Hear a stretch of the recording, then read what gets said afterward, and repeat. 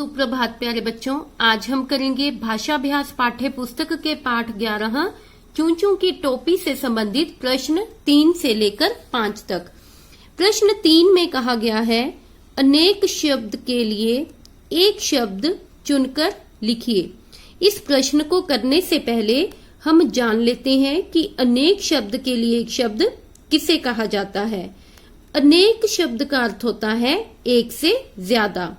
जब हम एक से ज्यादा शब्दों के स्थान पर किसी एक शब्द का प्रयोग करते हैं तो वह क्या कहलाता है? अनेक शब्द के लिए एक शब्द। और इनके प्रयोग से जो हमारी बात है वह हम बहुत थोड़े शब्दों में प्रकट कर सकते हैं और सुनने वाले दूसरे व्यक्ति को भी हमारी बात आसानी से समझ में आ जाती है।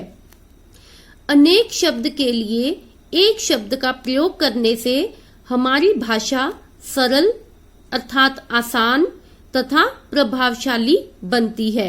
जैसे कि यहाँ दिया गया है, जो गोटे लगाए। ये क्या है? एक से ज्यादा शब्द हैं। अगर मैं इन शब्दों के स्थान पर किसी एक शब्द का प्रयोग करूं, जैसे कि गोटे वाला, तो इससे क्या होगा? इससे भी हमारी बात स्पष्ट हो जाएगी। तो इसी तरह से जब हम एक से ज्यादा शब्दों के स्थान पर किसी एक शब्द का प्रयोग करते हैं तो वह क्या कहलाता है? अनेक शब्द के लिए एक शब्द। आइए अब हम इस प्रश्न को आगे कर लेते हैं। दूसरा प्रश्न है, जो कपड़े सिलता हो। इनके एक शब्द हमने इन दिए गए विकल्पों की सहायता से ढूंढकर लिखने हैं। जो कपड़े सिलता हो कौन होता है? वह दर्जी। तो इसका क्या आएगा? दर्जी। आगे है, जो वन में रहे। जो वन में रहता है बच्चों, वो कौन होता है?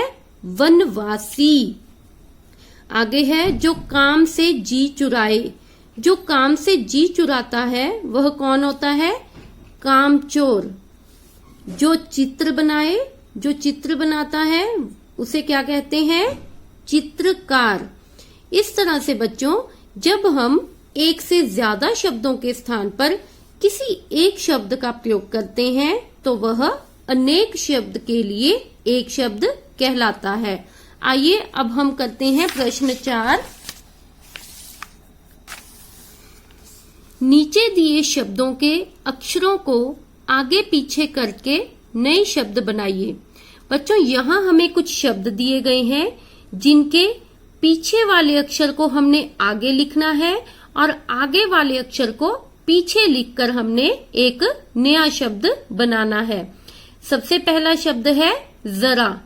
इससे नया शब्द बना राज। आगे है भला। भला से नया शब्द क्या बना? लाभ। अगला है चार। चार से जब हमने र को आगे किया और चा को पीछे किया तो कौन सा नया शब्द बना? रचा। आगे है पीटो।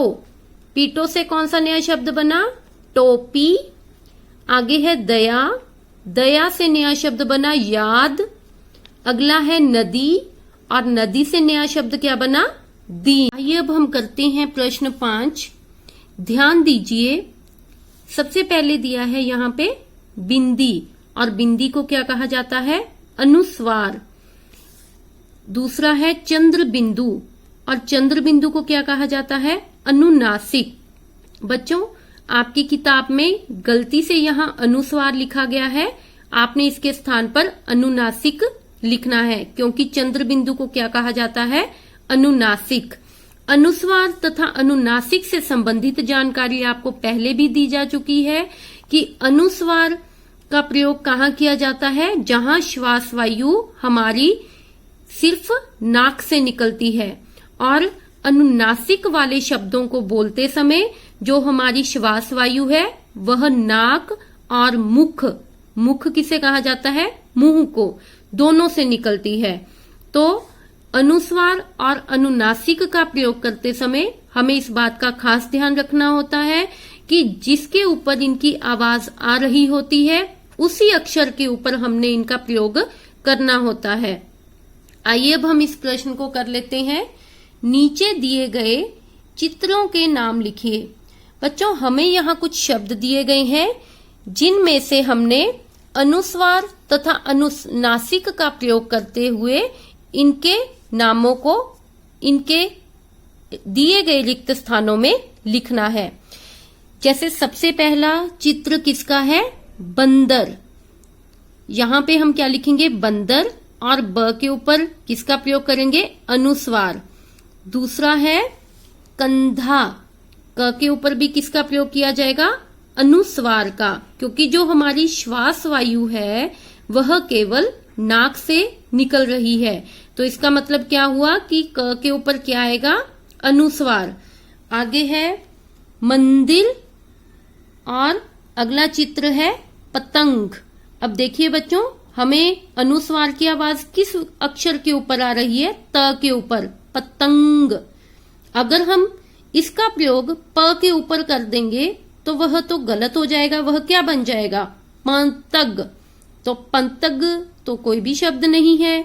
तो इस प्रकार से आप सबने जब भी अनुस्वार या अनुनासिक का प्रयोग करना है तो उन्हें उनके उचित स्थान पर ही लगाना है। और बच्चों, इसका प्रयोग बिल्कुल शब्द की ये जो खड़ी पाई होती है इसके ऊपर किया जाता है। इसे या तो हवा में नहीं उड़ाना होता या आगे पीछे नहीं करना, बिल्कुल खड़ी पाई के ऊपर ही इसका प्रयोग किया जाता है। आगे है, किसका चित्र है ये? सांप। अब बोलकर देखिए, सांप। आपके नाक और मुख दोनों से जो है श्वास वायु बाहर निकल रही है, तो इसका मतलब यहाँ पे किसका प्रयोग किया जाएगा? अनुनासिक, अर्थात चंद्र बिंदु का। अगला है दांत। देखिए बच्चों, किसका चित्र है ये? दांत का। अगला है चांद, और अगला चित्र किसका है? बांस। इस तरह से बच्चों आपने इन शब्दों में अनुस्वार तथा अनुनासिक का प्रयोग करते हुए इन्हें लिखना है। ये थे आपके भाषाभ्यास के पाठ 11 से संबंधित प्रश्न 3 से 5 तक। आपने इन तीनों प्रश्नों को अपनी भाषाभ्यास की पाठ्य पुस्तक में सुंदर लिखावट में लिखना है तथा याद करना है। धन्यवाद।